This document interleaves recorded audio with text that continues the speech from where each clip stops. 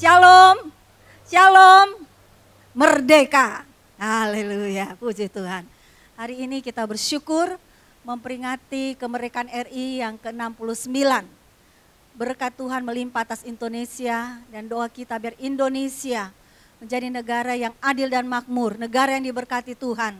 Dan seluruh pulau-pulau bersujud di bawah kaki Tuhan. Percaya kepada Yesus Kristus, setiap lidah mengaku, setiap lutut bertelut bahwa Yesus Kristus adalah Tuhan. Puji Tuhan, hari ini saya akan membawakan firman Tuhan bertemakan hidup yang mempermuliakan Tuhan.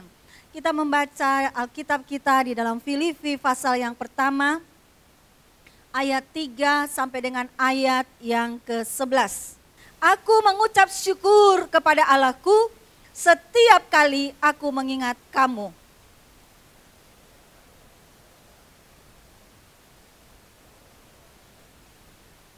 Aku mengucap syukur kepada Allahku karena persekutuanmu dalam berita Injil mulai dari hari pertama sampai sekarang ini.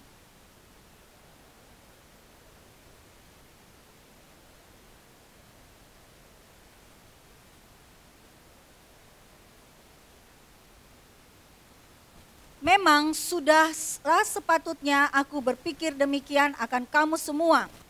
Sebab kamu ada di dalam hatiku, oleh karena kamu semua turut mendapat bagian dalam kasih karunia yang diberikan kepadaku, baik pada waktu aku dipenjarakan maupun pada waktu aku membela dan meneguhkan berita Injil.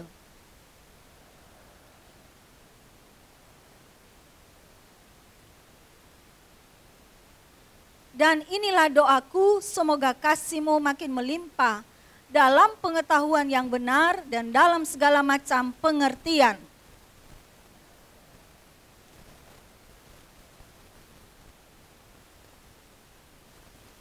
Bersama-sama penuh dengan buah kebenaran yang dikerjakan oleh Yesus Kristus untuk memuliakan dan memuji Allah. Puji Tuhan. Tujuan hidup kita di dalam dunia ini adalah untuk mempermuliakan Tuhan. Supaya nama Yesus Kristus dimuliakan di dalam hidup kita. Paulus berkata bahwa hidupku adalah Kristus dan mati adalah keuntungan. Kita bersyukur kepada Tuhan bahwa saudara dan saya diciptakan Tuhan di dalam dunia ini. Kita memiliki tujuan yang pasti. Amin saudara-saudara. Kita memiliki tujuan yang mulia. Supaya Tuhan dipermuliakan di dalam hidup kita. Ada banyak orang Kristen yang hidup dalam dunia ini hanya mencari kemuliaan untuk dirinya sendiri. Dari pagi, siang, petang sampai malam yang dipikirkan adalah uang. Bagaimana aku bisa menjadi orang yang kaya? Bagaimana aku bisa menjadi orang yang berhasil? Bagaimana aku bisa dihargai oleh orang? Bagaimana orang bisa menghormati aku? Sehingga dia melupakan esensi daripada tujuan hidupnya. Yaitu untuk mempermuliakan Tuhan. Tidak percaya saudara? Di gereja masih banyak yang BBM saudara ya. Masih banyak transaksi bisnis terjadi di gereja saudara ya. Melalui BBM. Waktu untuk Tuhan pun masih dipergunakan untuk memuaskan diri sendiri. Di sini enggak ada saudara ya. Di luar sana banyak saudara. Hidupku adalah untuk Tuhan. Apapun yang aku lakukan kata Paulus di dalam hidup ini adalah semuanya untuk mempermuliakan Tuhan. Kita melihat bahwa surat Filipi ini ditulis ketika Paulus berada dalam penjara. Saat Paulus menerima tekanan yang berat. Dia dipenjarakan bukan karena kesalahannya. Bukan karena dia penjudi, bukan karena dia pemabuk, bukan karena dia penipu. Tetapi Paulus dipenjara karena Injil Kristus. Paulus berada di dalam tekanan karena dia mempermuliakan Tuhan di dalam hidupnya. Bagaimana sikap Paulus ketika dia berada dalam penjara? Kita membaca dalam ayat yang ketiga. Aku mengucap syukur kepada Allahku setiap kali aku mengingat kamu. Saudara-saudara yang kekasih dalam Tuhan, di dalam tekanan yang berat yang dia alami, Paulus tetap bersyukur kepada Tuhan. Seringkali ketika mengalami sakit penyakit, mengalami tekanan yang berat, mengalami pergumulan yang berat, sukar bagi kita untuk bersyukur. Seringkali yang keluar dari mulut kita adalah keluh kesah, persungutan, kemarahan. Mudah bagi kita untuk menyalahkan Tuhan di dalam situasi yang kita hadapi. Kita mudah untuk menyalahkan suami kita, istri kita, anak-anak kita sebagai biang keladi dari permasalahan kita. Seringkali kita menyalahkan diri kita sendiri. Dan kita kurang bersyukur kepada Tuhan. Paulus sadar bahwa dia ada di dalam penjara adalah di dalam rencananya Tuhan. Walaupun dia berada di dalam tekanan yang berat, dia tetap bersyukur, berterima kasih, kamsiah kepada Tuhan. Karena dia tahu apapun yang terjadi dalam hidupnya, semuanya ada dalam rencana Tuhan. Amin, saudara. Apapun yang terjadi dalam hidup kita, saya terlalu yakin dan percaya semuanya diizinkan Tuhan untuk mendatangkan kebaikan. Masalah tidak pernah datang untuk menghancurkan saudara. Masalah datang tidak pernah untuk membuat saudara lemah. Tetapi masalah diizinkan Tuhan supaya saudara semakin kuat dan mengandalkan Tuhan. Hal yang kedua kita baca di dalam ayat yang keempat. Dan setiap kali aku berdoa untuk kamu semua, aku selalu berdoa dengan sukacita. Ini yang Paulus lakukan di dalam penjara. Dia tidak mengutuk, dia tidak mengeluh, dia tidak bersungut-sungut, dia tidak kelihatan sedih, tetapi dia berdoa dengan sukacita. Mestinya Paulus yang meminta bantuan doa kepada jemaat Filipi. Doakan saya dong supaya saya kuat dalam penjara. Doakan saya dong supaya saya di penjara tetap happy dan sukacita.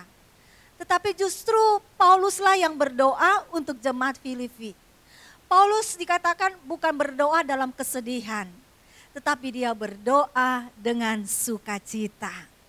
Dia berdoa dengan kegembiraan karena dia tahu bahwa ada upah besar yang menanti dia. Tekanan di dalam penjara tidak membuat Paulus kehilangan damai sejahtera dan sukacita. Tetapi dia tetap berdoa. Amin, saudara-saudara. Apapun pergumulan yang Tuhan izinkan kepada kita datang pada hari ini, jangan membuat engkau kehilangan gairah untuk tidak berdoa. Tapi mari saudara-saudara kita terus berdoa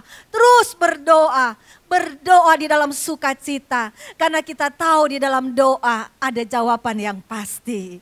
Di dalam doa kita akan menemukan jawaban atas pergumulan kita. Kita tidak pernah sendiri di dalam dunia ini.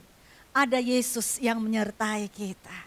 Ada Tuhan yang menuntun setiap langkah-langkah hidup kita. Walaupun kita berada dalam lembah kekelaman, Dia pun juga ada di sana dan menyertai kita. Mestinya orang yang masuk dalam penjara itu saudara-saudara, mestinya sedih. Mestinya berduka cita karena dia kehilangan kebebasan. Tetapi justru Paulus tetap bersuka cita. Dan dia mempermuliakan Tuhan dalam hidupnya.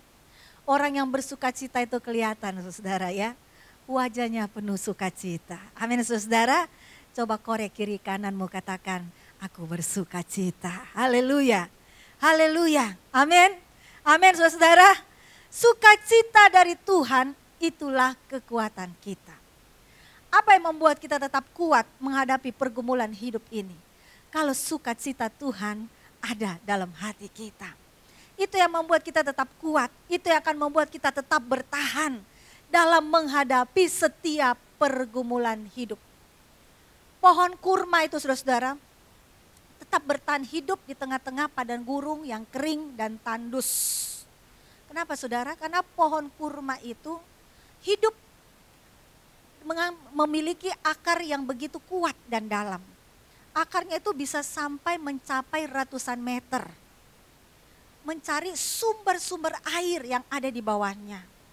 Dan dengan kekuatan akar itulah, maka pohon kurma boleh bertumbuh dengan baik.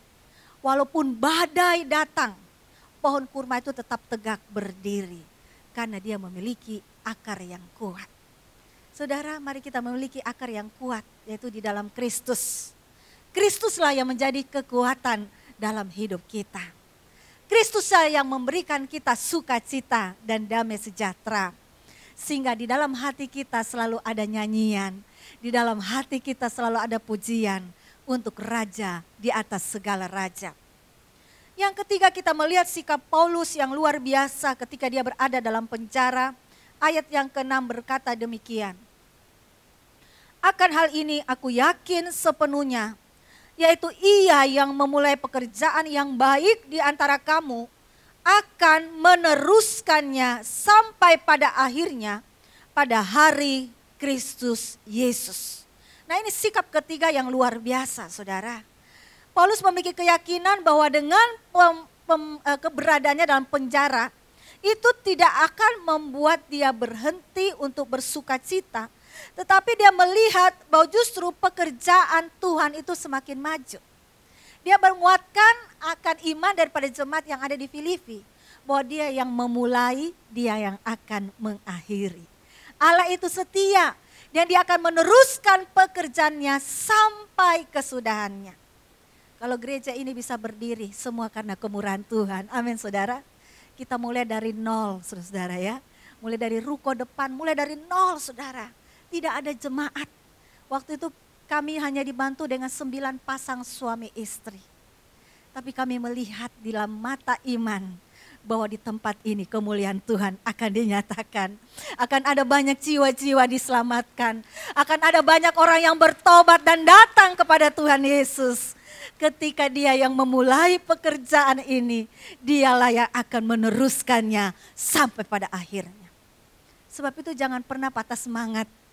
Jangan pernah imanmu menjadi kendor oleh karena tekanan yang engkau alami pada saat ini. Karena Tuhan akan terus meneguhkan engkau sampai Yesus Kristus datang yang kedua kali menjemput kita dalam kemuliaan. Ayat 12 berkata, aku menghendaki saudara-saudara supaya kamu tahu bahwa apa yang terjadi di atasku ini justru telah menyebabkan kemajuan Injil. Sehingga telah jelas bagi seluruh istana dan semua orang lain bahwa aku dipenjarakan karena Kristus. Dan kebanyakan saudara dalam Tuhan telah beroleh kepercayaan karena pemenjaraanku untuk bertambah berani berkata-kata tentang firman Allah dengan tidak takut. Jadi saudara, waktu mereka melihat Paulus berada dalam penjara, mereka tidak takut, mereka tidak gentar. Tetapi mereka semakin berani untuk memberitakan Injil. Ada kemuliaan Tuhan yang dinyatakan kepada Paulus ketika dia berada dalam tekanan. Berapa bulan yang lalu saudara-saudara saya sempat sakit, kena radang sendi, sukar untuk duduk, sukar untuk jalan saudara ya. Dan ada beberapa ibu-ibu jemaat di tempat ini yang membesuk saya di rumah. Saya mengalami begitu keadaan yang sakit saudara-saudara ya. Tapi saya melihat di dalam sakit penyakitku, nama Tuhan dimuliakan. Ada 2 dokter yang datang kepada Tuhan dan kami menangkan melalui sakit penyakitku ini. Amin saudara. Tetap bersyukur, tetap bersukacita. Karena Tuhan mau dipermuliakan dalam hidup kita. Jangan kita mudah goyah. Jangan sedikit-sedikit kita takut. Aduh, kalau saya memberitakan Injil, nanti saya ditimpuk dengan batu. Kalau saya memberitakan Injil, nanti saya dilaporkan ke polisi. Kalau saya memberitakan Injil, nanti banyak orang akan menjauhi saya dan tidak mau lagi bergaul dengan saya. Justru saudaraku, melalui tekanan pergumulan yang kita hadapi, kita harus semakin gigih memberitakan Injil. Amin saudara. Karena Injil ini adalah kebenaran Allah. Injil ini adalah kuasa Allah yang menyelamatkan kita. Dan melalui kebenaran firman Tuhan, kita akan dimerdekakan dan melihat kemuliaan Tuhan. Saudara, mengapa Paulus bisa tetap bersyukur, Mengapa Paulus tetap bisa berdoa dan dengan sukacita? Mengapa Paulus tetap memiliki keyakinan? Karena ayat 9 mengatakan demikian. Dan inilah doaku, semoga kasih-Mu makin melimpah dalam pengetahuan yang benar dan dalam segala macam pengertian. Paulus memahami dan mengerti dengan sepenuhnya bahwa dia ada dalam penjara karena kehendak Tuhan. Dengan pemenjaraan Paulus di penjara, berita Injil tidak berhenti, tetapi mulai tumbuh Paulus baru, mulai tumbuh penginjil baru yang berani memberitakan Injil dengan berani, yang mulai berani mensaksikan nama Yesus dimanapun mereka berada. Dan Paulus bersyukur kepada Tuhan, melalui keadaannya di penjara, nama Tuhan dimuliakan. Paulus memahami kehendak Tuhan dengan benar dalam hidupnya. Kita melihat apa yang Paulus alami ketika dia berada dalam penjara Filipi. Kita membaca dalam Kisah Rasul pasal 16 mulai ayat yang ke-23. Kisah Rasul pasal 16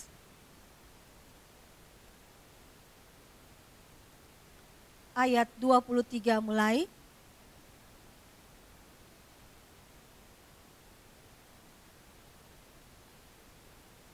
Setelah mereka berkali-kali didera, mereka dilemparkan ke dalam penjara. Kepala penjara diperintahkan untuk menjaga mereka dengan sungguh-sungguh. Sesuai dengan perintah itu, kepala penjara memasukkan mereka ke ruang penjara yang paling tengah dan membelenggu kaki mereka dalam pasungan yang kuat. Tetapi kira-kira tengah malam, Paulus dan Silas berdoa dan menyanyikan puji-pujian kepada Allah. Dan orang-orang hukuman lain mendengarkan mereka. Akan tetapi terjadilah gempa bumi yang hebat, sehingga sendi-sendi penjara itu goyah. Dan seketika itu juga terbukalah semua pintu dan terlepaslah belenggu mereka semua. Ketika kepala penjara itu terjaga dari tidurnya dan melihat pintu-pintu penjara terbuka, ia menghunus pedangnya hendak membunuh diri, karena ia menyangka bahwa orang-orang hukuman itu telah melarikan diri. Tetapi Paulus berseru dengan suara nyaring, katanya, "Jangan celakakan dirimu, sebab kami semuanya masih ada di sini." Jadi saudara-saudara yang kasih, kita melihat keberadaan Paulus itu sangat memilukan. Di mana dia didera, dia dianiaya, dia dipukul berkali-kali, dan kemudian dimasukkan ke dalam penjara yang paling tengah, saudara. Penjagaannya sangat ketat. Bukan itu saja, dia dipasung, saudara-saudara, kakinya dipasung. Sehingga tidak bisa bergerak, tidak bisa kemana-mana, saudara. Biasa orang penjara, saudara ya, tapi tidak dipasung. Ini dipasung, saudara. Tapi kita melihat Paulus tidak gentar, Paulus tidak takut. Tetapi justru di dalam penjara dia menyanyi. Dia berdoa, dia memuji Tuhan. Sehingga apa yang terjadi, saudara, terjadilah gempa bumi yang hebat. Sehingga sendi-sendi penjara itu goyah. Dan seketika itu juga terbukalah semua pintu. Dan terlepaslah belenggu mereka semua. Paulus sebenarnya bisa saja lari pada saat itu. Itu adalah kesempatan. Karena Tuhan dipermuliakan, Tuhan ditinggikan. Tuhan melakukan mujizat yang besar. Penjara itu terbuka dengan sendirinya, bukan dengan kekuatan manusia. Tetapi kita melihat dengan tangan Allah yang perkasa, penjara itu boleh terbuka. Bahkan pasung yang membelenggu Paulus itu pun juga terbuka. Tetapi kita melihat bahwa Paulus tidak melarikan diri, saudara. Dia tetap berada di dalam penjara. Ketika kepala penjaga itu terjaga dari tidurnya dan melihat pintu penjara terbuka, dia mau bunuh diri. Karena dia menyangka bahwa orang-orang hukuman itu telah melarikan diri. Dia takut, saudara-saudara. Kalau seandainya seluruh tawanan itu lari, maka dia ialah yang akan menanggung hukuman itu. Maka dia mengambil keputusan untuk mau bunuh diri. Tapi kita melihat Paulus mentaati kehendak Allah. Paulus tidak lari, tetapi Paulus tetap berada dalam penjara. Bahkan saudara, Paulus melayani kepala penjara itu. Akhirnya kepala penjara itu bertobat, menerima Yesus Kristus sebagai Tuhan dan Juru Selamat. Bukan dia saja saudara, tetapi seisi keluarganya. Semuanya dibaptis pada malam itu. Kita melihat bahwa kuasa Tuhan yang dahsyat dan luar biasa. Ketika firman Allah diberitakan, ada puji-pujian, ada penyembahan, maka segala belenggu-belenggu akan dilepaskan oleh Tuhan. Kita akan melihat kemuliaan Tuhan dinyatakan. Paulus tetap mentaati kehendak Tuhan dalam hidupnya. Dia tidak lari dari masalahnya, tetapi dia menghadapi masalah yang ada di depannya. Karena ada jiwa yang mau diselamatkan. Kalau saat ini kita mengalami pergumulan yang berat, tekanan menghimpit hidupmu, sakit penyakit, engkau mungkin ditinggalkan oleh orang-orang yang engkau cintai. Ingatlah Tuhan menyertai saudara. Jangan pernah lari dari masalahmu. Jangan pernah lari meninggalkan Tuhan. Jangan pernah lari meninggalkan pelayanan saudara. Karena Tuhan tidak pernah meninggalkan kita. Pada waktu kita menyembah Tuhan dalam roh dan kebenaran, maka lihatlah kemuliaan Tuhan akan dinyatakan. Akan ada pertobatan, akan ada orang-orang yang datang kepada Tuhan. Pada waktu kami berada di Taman Getsemani, saudara, di Israel, kami mengalami mujizat Tuhan yang luar biasa. Ya, pada waktu itu ada beberapa orang tua dan anak-anak yang mengikuti kami dalam rombongan dan mereka tidak cukup kuat untuk mengikuti jalan Palem, yaitu jalan penderitaan yang dialami oleh Yesus. Akhirnya kami memutuskan bahwa saya akan membawa anak-anak dan orang tua langsung menuju gereja Taman Getsemani. Dan Pak Hengki yang memimpin rombongan menuju gereja Dominus Plevit, di mana Yesus menangisi Yerusalem pada hari-hari yang terakhir. Nah saudara, bus langsung membawa kami ke Getsemani. Dan saudara, waktu kami turun, anaknya Ibu Mehua tanya pada saya, "Tante, batu itu di mana?" Saya tidak ngeh saudara, "Batu apa sayang?" "Batu di mana Yesus berdoa." Saya bilang, "Di sini Taman Getsemani, di sinilah Yesus berdoa." Tapi anaknya tanya lagi, "Tante, batunya di mana?" Nah saudara, saya waktu itu masih blank saudara ya. Saya belum ngeh. Pada waktu anak itu bertanya ketiga kalinya baru saya sadar, oh iya sayang, batu itu ada di dalam gereja Getsemani. Yuk kita ke situ, kita berdoa. Disitulah malam-malam terakhir Yesus berdoa. Yesus bergumul semalam-malaman. Yesus berdoa kepada Bapanya, "Ya Bapa, bukanlah kehendakku yang jadi, tapi kehendakmu yang jadi." Saudara, kemudian kami berdoa di altar itu, saudara-saudara, di depan ada sebuah batu yang besar. Dan tempat itu dipercayai sebagai tempat di mana Yesus pernah berdoa semalam-malaman waktu dia bergumul menuju ke salib. Kami mulai berdoa dengan khusyuk karena waktu itu saudara-saudara, orang yang ke Israel hanya sedikit saudara-saudara ya. Banyakan yang datang hanya orang Indonesia. Bangsa-bangsa lain yang biasanya datang, biasanya penuh, kalau lebaran itu sesak saudara ya. Gereja itu penuh sesak. Kali itu sepi saudara. Karena banyak yang meng-cancel. Dan juga ada travel warning ya saudara-saudara. Yang membuat mereka tidak jadi ke Israel. Nah saudara, saya bersyukur itu waktu yang sangat indah. Kami berdoa dengan khusyuk di gereja itu. Dan saya mengalami lawatan Allah yang luar biasa, bukan saya saja, tapi juga orang-orang yang ada di sekitar kami, dan juga anak-anak juga dilawat Tuhan.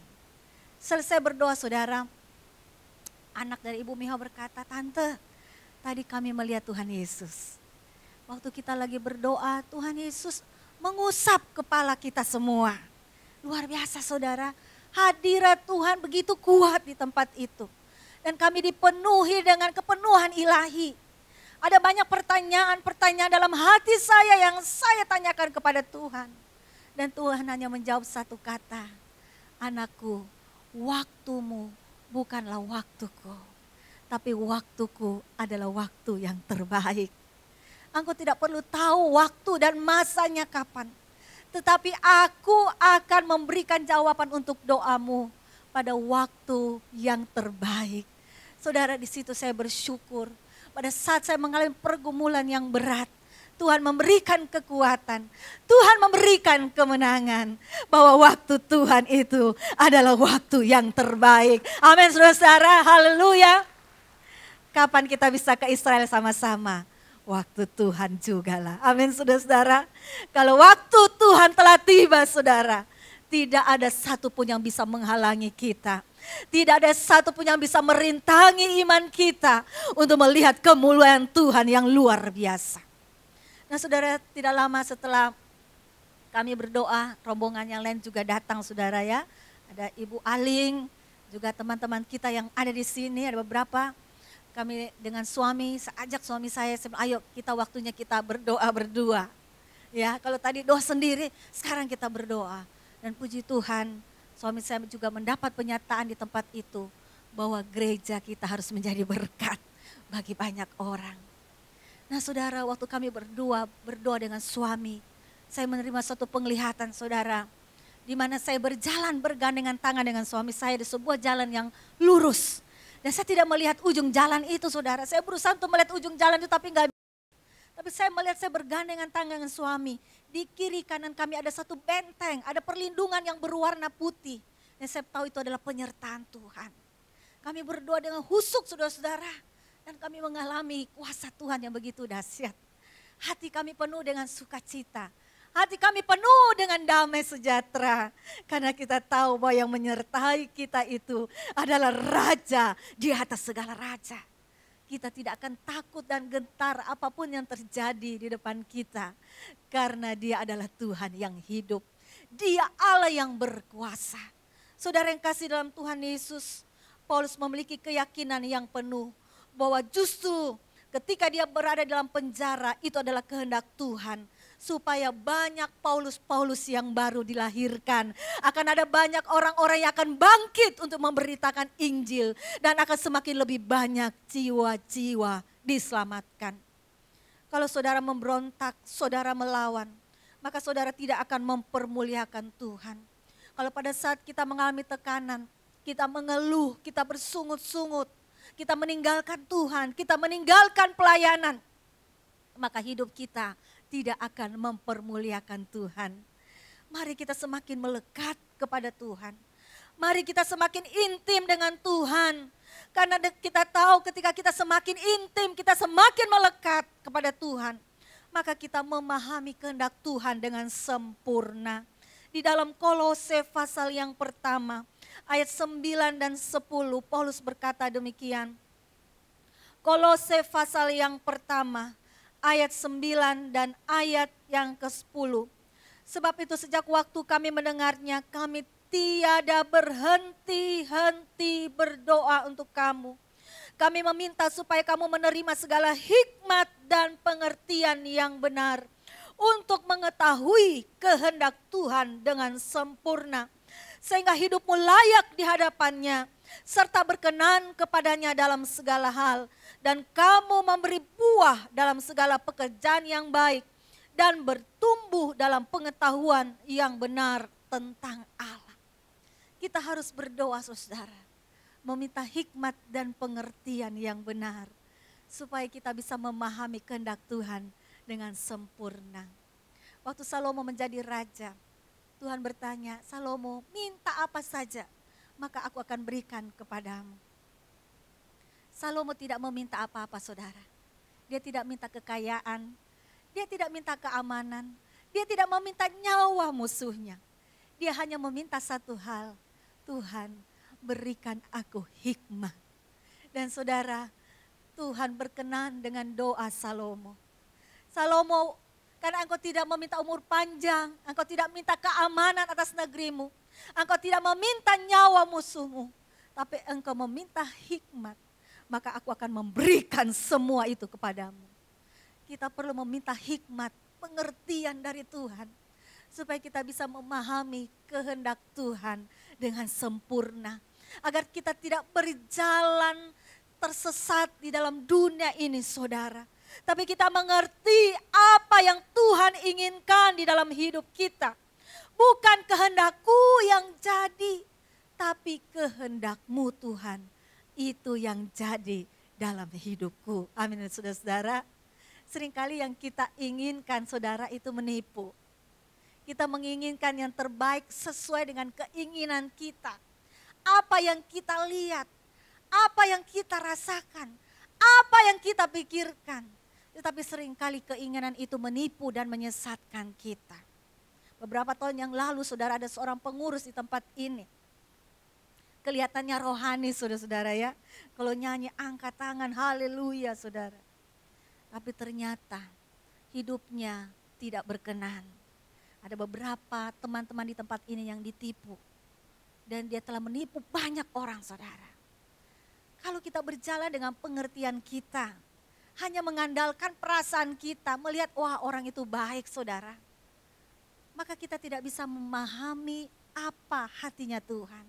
Kita perlu meminta hikmat dan pengertian dari Tuhan. Supaya kita bisa memahami kehendak Tuhan dengan sempurna. Sehingga kita bisa melakukan kehendak Allah dalam hidup kita. Supaya hidup kita semakin berkenan kepada Tuhan. Amin saudara. Jangan mudah terkecoh dengan penampilan seseorang. Bahkan seringkali teman bisnis kita yang terdekat saudara, itulah yang menipu kita. Makanya kita harus selalu bertanya kepada Tuhan.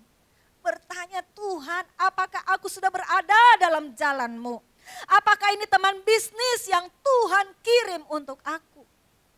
Apakah yang aku lakukan ini Tuhan berkenan di hadapan-Mu? Supaya kita tidak salah melangkah. Anak-anak muda yang ada di tempat ini, mungkin umurmu sudah di atas kepala 3. Jangan takut, jangan khawatir. Kalau engkau memiliki hikmat dan pengertian dari Tuhan, maka saudara akan diberikan kepekaan oleh Tuhan. Supaya saudara bisa memahami kehendak Tuhan dengan sempurna. Jangan hanya lihat gantengnya. Jangan hanya lihat, aduh cantik, seksi. Wah ini banyak duit ini. Wah ini cukong ini, cocok untuk saya. Jangan saudara-saudara. Saya waktu pacaran dengan suami saya, kita dua sama-sama kere saudara-saudara ya. Masih culun saudara-saudara. Tapi saya tidak lihat culunnya.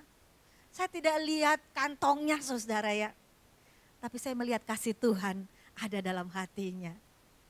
Saya melihat kasih Kristus ada dalam hidupnya. Saya berjalan dan mendengarkan suara Tuhan. Saya mencari Tuhan. Tuhan apakah ini kehendak-Mu? Apakah ini jodoh yang Tuhan berikan? Dan Tuhan menjawab saudara-saudara. Tuhan berkata inilah jodoh yang aku berikan kepadamu.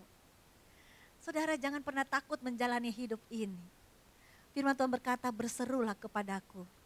Maka aku akan memberitahukan kepadamu hal-hal yang besar yang tidak terpahami. Mari kita mau berjalan di dalam kehendak Tuhan yang sempurna. Supaya apa saudara-saudara yang kekasih, kita membaca dalam Filipi pasal 1 ayat yang ke-11. Sehingga kamu dapat memilih apa yang baik, supaya kamu suci dan tidak bercacat menjelang hari Kristus. Saudara yang kekasih dalam Tuhan, kita harus memahami kehendak Tuhan dalam hidup kita, supaya kita bisa memilih apa yang baik. Kita memilih apa yang berkenan, supaya hidup kita suci dan tidak bercacat celah di hadapan Tuhan. Pilihan yang salah dalam hidup kita ini akan mendatangkan kesalahan yang fatal yang akan kita sesali seumur hidup. Tetapi pilihan yang benar dalam hidup ini akan mendatangkan sukacita dalam hidup kita. Kita tidak akan mudah goyah karena kita yakin kita berada di dalam kehendak Tuhan yang sempurna. Amin saudara-saudara. Sebab itu pilihlah apa yang baik saudara-saudara. Karena Tuhan mau kita berada dalam kehendak-Nya. Hidup ini adalah satu pilihan. Antara marah atau kita mau mengampuni. Antara kesedihan atau sukacita. Paulus di dalam kitab Filipi menegaskan berkali-kali, ada 10 kali kata sukacita. Apa yang Paulus pilih? Yaitu dia tetap bersukacita di dalam tekanan yang dia alami. Dia katakan bersukacitalah. Sekali lagi kukatakan bersukacitalah. Hendaklah kebaikan hatimu diketahui oleh semua orang karena Tuhan sudah dekat. Tetap bersukacita di dalam segala perkara. Apapun yang kita alami pada saat ini. Walaupun mungkin saudara-saudara, sampai hari ini kita masih bergumul. Bisnis kita sampai hari ini saudara-saudara, masih berjalan seperti biasa. Belum seperti apa yang kita ingini. Tapi kita yakin, saudara-saudara, amin. Kalau kita berada dalam jalan Tuhan, Tuhan akan mengangkat kita menjadi kepala dan bukan ekor. Tetap naik dan tidak turun. Berikan kemuliaan bagi Allah kita. Haleluya. Pilihlah apa yang baik dan benar, supaya engkau suci dan tidak bercacat. Mulai hari ini saudara, setiap hari waktu engkau bangun pagi hari, berdoa kepada Tuhan. Tuhan, tolong saya, urapi saya Tuhan. Hari ini saya mau bertemu dengan A, hari ini saya mau bertemu dengan B, hari ini saya mau bertemu dengan C. Hari ini saya mau bertemu dengan teman bisnis saya. Tuhan tolong saya, supaya setiap pilihan yang saya ambil adalah pilihan yang benar dan berkenan di matamu. Supaya apa saudara? Supaya kita tidak terkecoh, supaya kita tidak sesat, dan kita hidup berkenan di hadapan Tuhan. Kita harus memahami kehendak Tuhan dengan sempurna.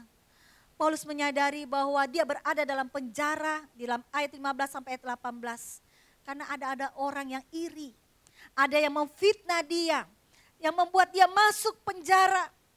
Tetapi kita melihat Paulus tidak sakit hati dan tidak mengutuk orang yang membuat dia masuk penjara. Tetapi dia bersuka cita senantiasa. Dia tetap berkomitmen di hadapan Tuhan apapun yang dia alami. Itu tidak akan membuat dia kehilangan gairah. Apapun yang dia alami tidak akan membuat kehilangan semangat. Seorang tukang santet bersaksi saudara, bahwa akan sangat mudah menyantet orang kalau dia itu sedih. Makanya kalau di gereja saudara, iblis selalu membuat orang pikirannya bercabang. Supaya hatinya kosong dan firman Tuhan itu tidak berakar, bertumbuh dan berbuah dalam hidupnya. Nah orang-orang seperti ini mudah disantet. Tapi orang-orang yang penuh sukacita saudara, yang selalu bersemangat itu tidak mudah disantet terus saudara ya. Ingat, sukacita itu adalah kekuatan kita. Sukacita itu adalah perlindungan kita. Itu yang membuat kita tetap kuat dan bertahan di dalam menghadapi hidup ini. Ada banyak orang yang hidup di dalam kesedihan, kemarahan, hidup di dalam tekanan, hidup dibelenggu oleh iblis, hidup di dalam kepahitan. Hidup ini adalah pilihan. Apakah kita mau tetap bersukacita senantiasa? Atau kita hidup meratap terus menerus, hidup di dalam kesedihan terus menerus. Paulus berkata pilihlah yang benar. Biarlah engkau tetap selalu bersukacita di dalam Tuhan. Filipi pasal 1 ayat 11 berkata demikian. Hidup yang mempermuliakan Tuhan itu penuh dengan buah kebenaran yang dikerjakan oleh Yesus Kristus untuk memuliakan dan memuji Allah. Tujuan hidup kita dalam dunia ini supaya kita berbuah. Di luar aku kamu tidak dapat berbuah. Yohanes 15 ayat 8 berkata, dalam hal inilah Bapakku dipermuliakan, yaitu jika kamu berbuah banyak, dan dengan demikian kamu adalah murid-muridku. Saudara, tujuan kita dalam dunia ini adalah menghasilkan buah kebenaran. Dan buah itu bisa dinikmati oleh Tuhan, saudara-saudara ya. Ketika hidup kita menghasilkan buah, maka Tuhan akan menikmati hidup kita dan bersuka cita, anakku. Aku tidak sia-sia untuk menciptakan engkau dalam dunia ini. Karena hidupmu menghasilkan buah. Ada buah-buah kebenaran. Dan buah itu bisa dinikmati oleh orang lain, saudara-saudara. Suami kita bisa menikmati, ada buah-buah yang manis. Istri kita bisa menikmati ada buah-buah yang manis, saudara ya. Makanya banyak suami-suami kalau panggil istrinya honey, saudara ya. Biar terus manis, saudara ya. Biar tua tambah manis ya. Tambah indah, tambah dinikmati. Kenapa saudara? Karena ada sukacita dalam hati kita. Ya, terima gaji dari suami, kita bilang terima kasih Pak. Ini berkat Tuhan. Amin saudara. Bukan bersungut-sungut. Hanya berapa nih? Tapi bersukacita saudara. Terima kasih ya Pak. Bersyukur sama Tuhan. Berapapun Tuhan berikan, katakan Tuhan, aku percaya gaji saat ini akan mencukupkan kedua keluargaku. Cukup untuk keluargaku. Amin saudara-saudara. Tidak akan berkekurangan. Orang Kristen itu saudara-saudara selalu cukup. Ya. Pas mau beli mobil cukup saudara ya. Pas mau beli rumah cukup saudara. Tuhan selalu mencukupkan kebutuhan kita. Tuhan mau bahwa hidup kita ini mempermuliakan Tuhan. Dengan hidup yang berbuah.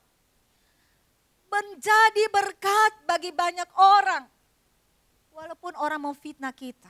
Menjelek-jelekan kita. Menggosipkan kita. Kita tetap katakan shalom. Damai sejahtera ada padamu. Pada saat kita terpuruk, sulit bagi kita untuk bersyukur. Kita sering kali menyalahkan orang lain, kita tunjuk dengan telunjuk kita. Tanpa kita sadari ada 3 jari saudara yang mengarahkan jari ini kepada kita. Kita suka menghakimi orang lain, suka menyalahkan orang lain.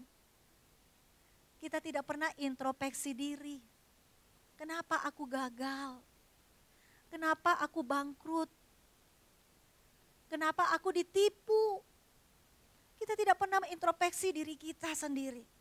Tapi kita seringkali menyalahkan orang-orang yang ada di sekitar kita. Hidup yang berbuah itu adalah hidup yang mau berubah. Yang mau terus berubah. Mau diubahkan Tuhan. Ketika mendengarkan firman Tuhan, kita tidak berkata firman ini cocok untuk suami saya yang bawel. Suami saya yang galak. Ketika mendengarkan firman, kita tidak berkata firman ini cocok untuk istri saya yang cerewet. Bapak-bapak, ibu-ibu itu satu hari mengeluarkan 25.000 kata. Catat ya bapak-bapak ya. Makanya kalau bapak-bapak pulang kerja, dengerin aja. Kayak Pak Hengki tuh, denger aja. Ya, saudara ya. Ya, udah ya aja. Dengerin aja saudara. Apa sih sulitnya mendengar apa yang diucapkan oleh istri? 25.000 kata saudara ya. Kalau bapak-bapak hanya 9.000. Tapi ibu-ibu 3 kali lipat saudara ya. Dengarkan saja. Hidup yang berbuah itu adalah hidup yang mau diubahkan. Kita mau berubah waktu kita mendengarkan firman Tuhan. Ini firman untuk saya. Saya mau berubah. Saya mau bertobat. Saya mau diubahkan oleh Tuhan. Sehingga hidupku mempermuliakan Tuhan. Biarlah firman Tuhan pada siang hari ini membuat kita semakin mengasihi Tuhan. Pada saat kita diproses Tuhan, jangan kita memberontak. Jangan kita bersungut-sungut, jangan kita marah. Jangan kita lari dari panggilan Tuhan. Tetapi hal itu akan membuat kita semakin mencintai Tuhan. Semakin dekat pada Tuhan. Dan hidup kita semakin memancarkan kemuliaan Tuhan. Amin.